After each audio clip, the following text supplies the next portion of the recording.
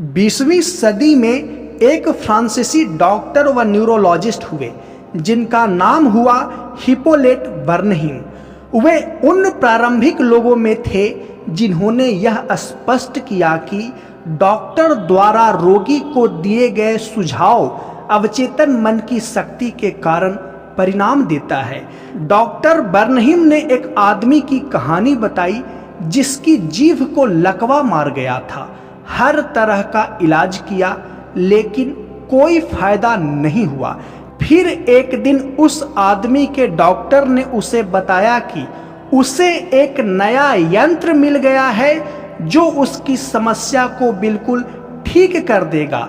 इसके बाद डॉक्टर ने उसके मुंह में एक थर्मामीटर लगा दिया। मरीज को लगा कि यही वह यंत्र है जो उसे ठीक कर देगा। कुछ ही पलों में वह खुशी से चिल्लाने लगा कि अब वह फिर से अपनी जीभ घुमा सकता है। बर्नहीम आगे कहते हैं, हमारे प्रकरणों में इसी तरह के कुछ तथ्य मिलेंगे। एक युवती मेरे ऑफिस में आई। 4 हफ्तों से उसकी आवाज पूरी तरह से चली गई थी। जांच पड़ताल के बाद मैंने अपने विद्यार्थियों को बताया कि कई बार बोलने की क्षमता बिजली के प्रयोग से तत्काल लौट आती है क्योंकि इससे सुझाव दिया जा सकता है। और पुनः डॉक्टर बर्नहीम आगे बताते हैं, उन्होंने अपना इंडक्शन ऑपरेटस को बुलवाया और उस महिला के वोकल एरिया में उस ऑपरेटस यंत्र से हल्की छेड़छाड़ की और एक प्रकार का नाटक किया कि मैं ट्रीटमेंट कर रहा हूं और ये सुझाव दिया उस महिला को कि अब तुम बोल सकती हो। एक ही पल में उस महिला ने ए बोला, पुनः बी बोला और अगले ही क्षण उस महिला ने अपना नाम मारिया बोला।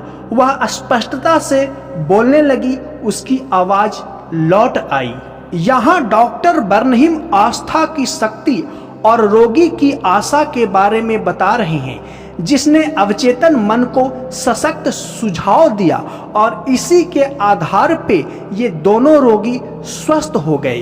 डॉक्टर बर्नहीम अगला एक प्रयोग करते हैं और उस प्रयोग में ये बताते हैं कि एक रोगी के पीठ पर एक डाक टिकट को चिपका दिया और चिपकाने के बाद उसे पुनः उखाड़ लिया और उसे सुझाव दिया कि तुम्हारे पीठ पे कोई बहुत बड़े कीड़े ने डंक चुभो दिया है और कुछ ही पल में पाया कि वहां पे एक बड़ा सा घाव या जख्म उभर आया है। तो ये सुझाव की शक्ति है कि यदि किसी व्यक्ति को निसंदेह बगैर किसी संदेह के सुझाव उसका चेतन मन स्वीकार कर लेता है और बार बार इसे स्वीकार करते रहता है तो वह विचार, वह सुझाव अवचेतन मन में सरक करके चला जाता है और अवचेतन मन उसी विचार के अनुरूप प्रतिक्रिया देना प्रारंभ कर देता है। यानी आप अपने जीवन में जो कुछ भी होना चाहते हैं, आप अपने शरीर पे जो कुछ भी प्रकट करना चाहते हैं, अपने मन में जो कुछ आदतें निर्मित करना चाहते हैं, उसके अनुकूल निसंदेह बगैर कोई संदेह किए हुए बलपूर्वक आत्म सुझाव देने का प्रयास करें और इस आत्म सुझाव का परिणाम ये होगा कि यह आत्म सुझाव सरक करके आपके अवचेतन मन में चला जाएगा और इसी सुझाव के अनुकूल अवचेतन मन परिस्थिति पैदा कर देगा, आपके व्यवहार में परिवर्तन करके, आपके जीवन में परिस्थितियों को परिवर्तन करके, अर्थात जो आप सुझाव देंगे उसी के अनुकूल प्रतिक्रिया मिलेगा।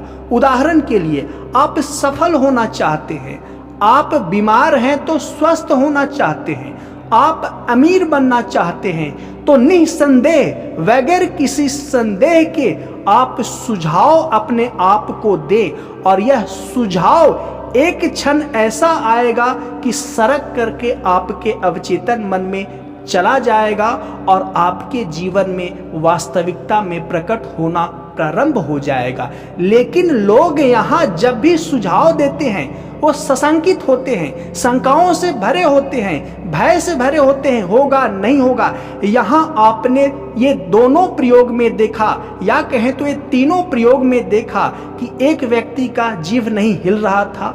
डॉक्टर बर्नहीम ने सुझाव दिया कि एक नया उपकरण आया है और एक थर्मामीटर उसके मुंह में लगा दिया और निकाल करके कहा अब तुम्हारा जीभ हिल सकता है, तो उस व्यक्ति का जीभ हिलने लगा। यहाँ एक गूंगी महिला को उपचार करते हुए डॉक्टर बर्नहीम ने अपने इलेक्ट्रॉनिक अपरेटस से हल्का छेड़छाड़ किया और उसके बाद वह स्त्री बोलने लगी।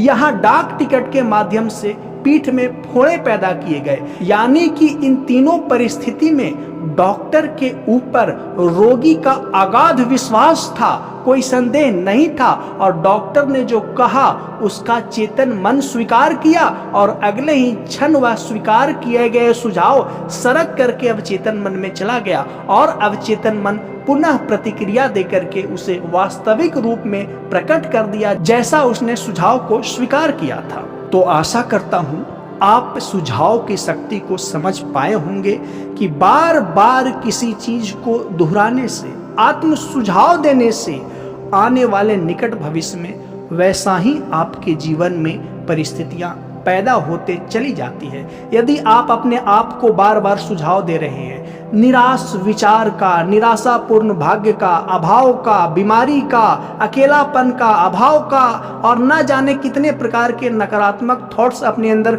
सुझाव के रूप में डाल रहे हैं, तो सारा विचार, सारा सुझाव सरक करके अवचेतन मन में चला जाएगा और अगले ही क्षण या आने वाले समय में या अभी ही अवचेतन मन उसे वास्तविकता में बदल देगा। इसीलिए अवचेतन मन में प्रवेश करने का सबसे बड़ी जो मार्ग है वह है आत्म सुझाव, सेल्फ सजेशन, जिसमें आप नियमित अपने आप को सुझाव दे सकते हैं और वही सुझाव दे जो आप अपने जीवन में लक्ष्य को पाना चाहते हैं, निसंकोच, बगैर किसी संदेह के, बगैर किसी संकोच के, बगैर किसी भय के, तो वो आपको आगे आने वाले जीवन में मिल जाएगा। तो आशा करता हूं इस मनोवैज्ञानिक बातों को समझ पाए होंगे, इसलिए इस वीडियो को लाइक कर दीजिए, मेरे इस चैनल को सब्सक्राइब कर दीजिए। मिलते हैं नेक्स्ट वीडियो में। वीडियो को देखने के लिए धन्यवाद।